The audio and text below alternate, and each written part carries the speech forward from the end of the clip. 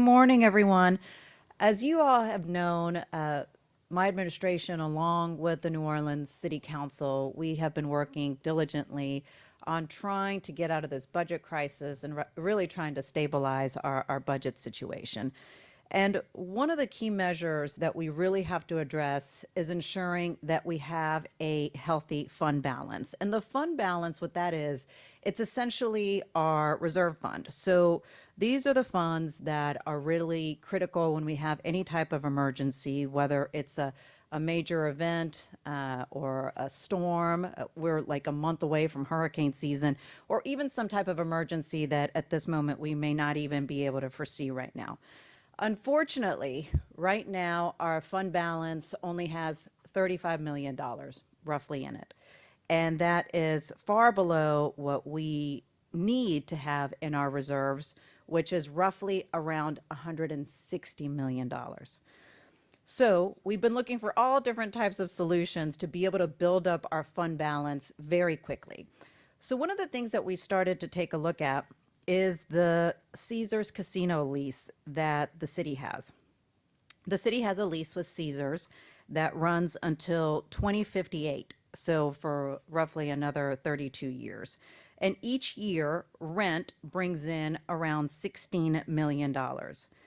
So since my time during the transition process, we have been exploring, through the assistance of the New Orleans Building Corporation, a financial deal to collect several years of Caesar's rent payments up front to receive more than $100 million that could quickly, very quickly, replenish our fund balance. So today we are all here standing together announcing that we are working on a deal to sell the city's rights to the next 9 years of rent payments at a discounted rate of 8.75% in return for a one-time lump sum payment of $103 million. The 23 years beyond 2035, that would remain ineffective. And the timeline for this current deal that we're working on is June 1, 2026 through July 31 of 2035.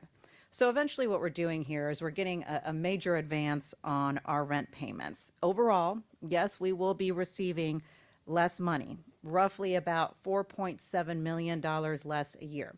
I hate it too. But ultimately, we do need this huge amount of money coming in up front to help us build our reserves, which are, of course, a major part of getting us out of this fiscal crisis by 2027. And I do not want to go into hurricane season. We're a month away from hurricane season without having these reserve emergency dollars in place. So instead of taking many, many years to build up our reserve fund, what we are working on right now will fix our fund balance and get us very close to that $160 million mark. It also does something that's very critical. It starts to get us in better footing with rating agencies. As you all know, we recently were downgraded. Through the New Orleans Building Corporation, the proposal to come up with a deal to receive this more than $100 million in lump sum money up front from our Caesars lease was actually shopped around really throughout the country. And more than a dozen interested firms decided to step up. And so it was a very competitive process. Ultimately, the company that provided the best proposal and who we are entertaining negotiations with at this point is called TPG. TPG is an asset management firm. They are a publicly traded company and have over $300 billion in assets under management. And while the deal is not closed, the reason why we are before you today is because we do want to provide as much information on this as possible for transparency purposes and also in advance of council consideration. The proposal does have to go before the council and it must be approved by the city council. The ordinance on this matter was introduced already and it will be voted on next week. So as we talk about the city's budget, I want to remind all of you all that there are three continued issues that we are working on to resolve the budget. One is, of course, building new recurring revenue to meet the city's needs. And that's why we're still focusing in on, of course, moving forward with the sanitation fee as the legislative auditor continues his review of the number of households that are eligible. We also, of course, have some legislation in Baton Rouge that deals with recurring revenue as well. The second piece is that, as we have mentioned many, many times before, is that we will be heading back to get another banking loan. This will be a long-term loan to get us through the rest of this year. And then finally, the third piece has to do with this fund balance. So the issue that we are talking about today only deals with our emergency reserves and making sure that we have money for emergency reserves. This money will not be used for operating expenses. This unfortunately is not the proposal that will get us out of the furloughs either. So this is just specifically so that we have money in the bank for emergencies. I do want to mention this, and this is important. Now, this proposal is not going to affect the non-rent payments that the casino is required to pay, which is total annually around $11 million. That $11 million is broken down to $6.1 million in annual city support payments, approximately $3.8 million in annual education support payments, $1 million in annual marketing program payments, and $225,000 in annual community grant program payments. And then just finally, I just want to say, look, this has been many months of work here.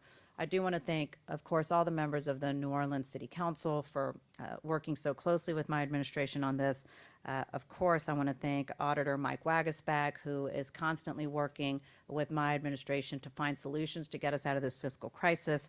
The New Orleans Building Corporation and their advisors Spectrum for shopping around for the very best deal, and of course, TPG as well. So with that, I will turn it over to CAO Geruso, followed by New Orleans Building Corporation CEO Annie McBride, and we will wrap it up with Legislative Auditor Mike Wagasback. All right, Joe.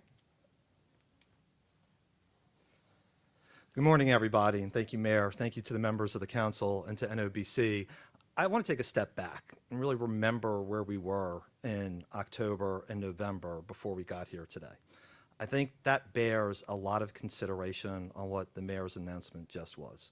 You are dealing with being unable to pay city employees. There was a $160 million budget deficit, and there was almost no money in the bank except for the small amount reserved for the rainy day fund. I say all of that because I think as we get here today, it's too easy to forget all of the steps the Moreno administration and the council have taken to this listing ship that we had that is slowly starting to be turned around. Now, I want to also talk about the fact that this money will not be used for recurring purposes. That is really important because I know a lot of times people get one-time money, and Councilmember Morrell has spoken extensively about the fact that you do not use one-time money for recurring expenses. This money is going essentially into our savings account and will be tapped only if necessary, and as the mayor pointed out, for an emergency circumstance such as a hurricane. The other thing that's incredibly important is all the time from an accounting and government best practice standpoint, we're told that you need to have roughly 20% of your general fund on hand. As the mayor has already said, what we had in the bank was about $35 million. This takes us close to at least $140 million that the city of New Orleans will have in its bank account when this deal closes. I emphasize that point because as we first stepped in and we met with the rating agencies, they said to us, we understand all of the moves that the council and the Moreno administration are making, but we don't see the things that we need to see. This is now proof positive on one of the largest data points that the ratings agencies are looking at, that New Orleans is turning the corner. We need to make this move in order to ensure that there is money in the bank, to prove to our partners who lend us money that we are a good credit risk, and to show the outside world that New Orleans is doing business in a different way. Thank you. Thank you, Mayor. Thank you, CAO. Thank you, council members. when the mayor approached us several months ago about trying to figure out a way to leverage the Caesars lease, we engaged with our counsel, Stone Pigman, and quickly engaged Spectrum Gaming Capital, who is a gaming-focused financial advisor, to help us figure out the best way to approach this. And what we ended up doing was marketing an opportunity to 30 plus investment funds on a national scale. We received competitive bids from many of these funds, and a bidding war ensued, and ultimately we were able to select TPG as the top bidder, the most competitive proposal. So what this resulted in was a top of market deal for the city. The way this works is, as the mayor explained, over the course of the 9 years and 2 months, the rent would total about $149 million. With the 8.75% discount rate, which is the top of market discount rate that is applied to this, that's compounded on a monthly basis to those monthly payments over the 9-year, 2-month term. And it results in an upfront payment today of $103 million. We are very grateful for the opportunity to help assist the city in this way, and look forward to a continued partnership. Thank you. Thank you, Mayor. This is a good solution for the city. It really solves more of a crisis situation with the fund balance. Putting the cash in the bank and reserving it for emergencies or just keeping it on the balance sheet, earning interest, is the way to go. It's really going to change the minds of hopefully these bond rating agencies. It takes a little while, maybe 6 months, before they'll really review this in much detail. But we've got to work on that. You know, the city, if I remind you, was borderline junk grade investments as far as bonds are concerned. You know, this city will continue and always will have to borrow money for infrastructure projects, cash flow needs. So it's important that we address this. So this is a great way to utilize a great asset. It's an asset, and we're selling a rental strip that's going to immediately put this $100 million in the bank. That's a huge win for the city. It's really just a genius move that I think is everybody in this up here should be applauded for. So we support it. I've updated the state leaders. They had a couple of questions and concerns. I think I addressed most of those this morning. So as far as we know, this will move forward. So best of luck. Thank you. All right, with that, I'm happy to take on-topic questions. Sure. Hey. Are there any other leases that you're considering doing the same approach with? This was really the largest lease that we have with the city. We looked at some other things, but this was the only one that we focused in on. Carly? Hey, Carly. Hi. So with this taking 6 months to review for the credit agencies, so then that won't affect the loan that you're gonna go after this, June, last time you said? Yeah, so we'll be back up at Bond Commission probably sometime this summer. We don't have the exact date down. And look, I can't speak for the different credit agencies. Obviously, Mike has a better type of knowledge on the credit agencies. Maybe they'll act sooner. I don't know, but we'll see. But ultimately, yeah, we'll be back up this summer, so we'll see how quickly the credit agencies move. Mhm. Sure. Sorry, just to follow. So you said for emergencies, like a hurricane would be an example. Yes, Would that require council approval to dip into the balance? I'll talk. Yes, it does. Yeah. Has there been any progress on leveraging other city properties or buildings to get money? Yeah, the New Orleans Building Corporation could probably talk about that. They are really the ones who are leading that effort for me. Do you want to weigh in on that, Amy? Sure. Okay. Yeah, we're looking at the city's surplus properties, but I think, as the mayor spoke to at the top of the meeting, this is really the highest value asset, and is able to do the most impact right now. Oh, yeah, that's right. Yeah, so there's a couple things happening. One, we're reviewing the different leases that we have.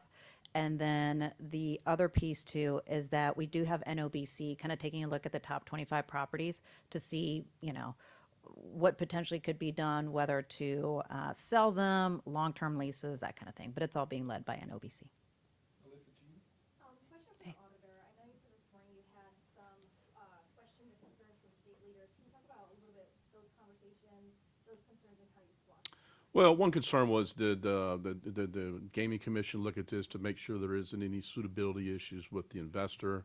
That's all been cleared up. Just questions about what we're going to use the 100 million for. Are we going to use it for immediate cash flow needs? And the answer is immediately no. We're going to put this in fund balance. This is clearly just to shore back up the fund balance, because they're right. It needs to be around 140 to 160 million at any given time. Otherwise, you run into a cash flow situation, between collections of property taxes, et cetera. Alyssa C. Mayor, you mentioned how this upfront payment yields a little bit less money than the yearly payments. Is there a plan to kind of replenish and meet that gap? And I imagine if this fund is, you don't want it to be stagnant, especially with hurricane season coming up. So are there any other plans to kind of continue that momentum? I wish I could take you upstairs to take a look at CAO Gerusso's whiteboard. Joe, you want to take that one? Sure. Yeah. So I think a couple things about that, Alyssa. Number one is, the mayor has spoken to, obviously looking at revenue.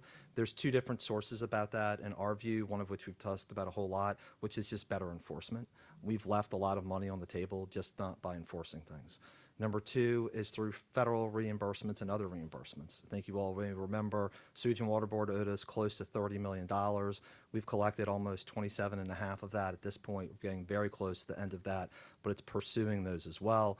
And then last, obviously, as the mayor alluded to, you also have to look at the other things that raise revenue that everybody's looking at. The sanitation fee is part of that discussion.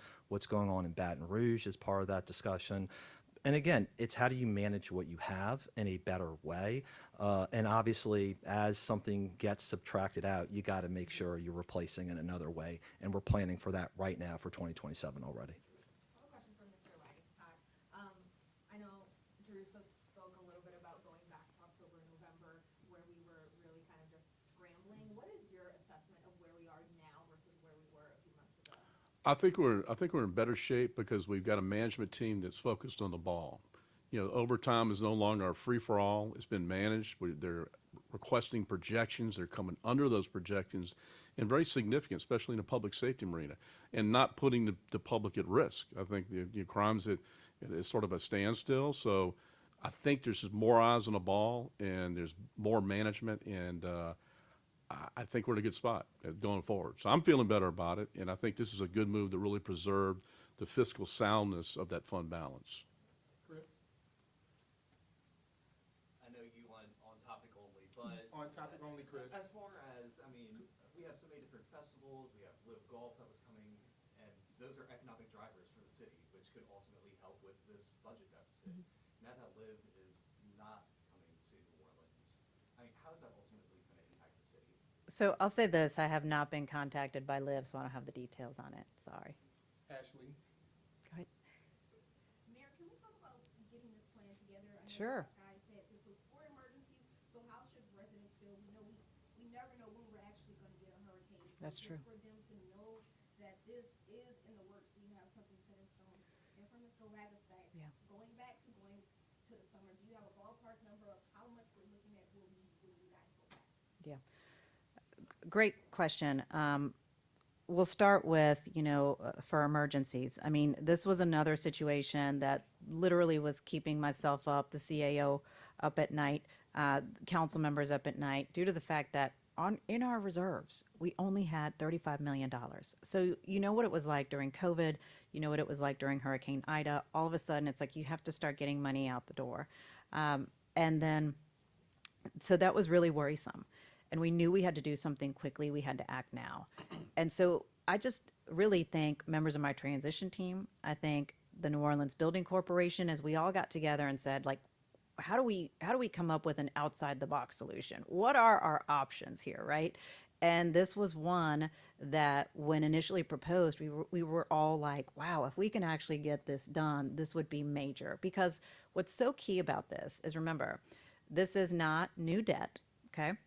This is not a new fee or a new tax, but yet we have found a way to replenish our fund balance with more than $100 million once this transaction closes. So I just really appreciate everybody putting their heads together to figure out this out of the box solution, or really just honestly just throwing out the box and saying, like, don't even think outside the box. Let's think of all types of different ideas. And this is the one that ended up coming to fruition and really benefiting the city as a whole. What was your other question, real quick? Yeah. On, well, this just makes us much more better prepared to respond, no doubt about it. Should we have, and not just a hurricane, it could be any type of emergency. I don't think any of us really saw COVID coming.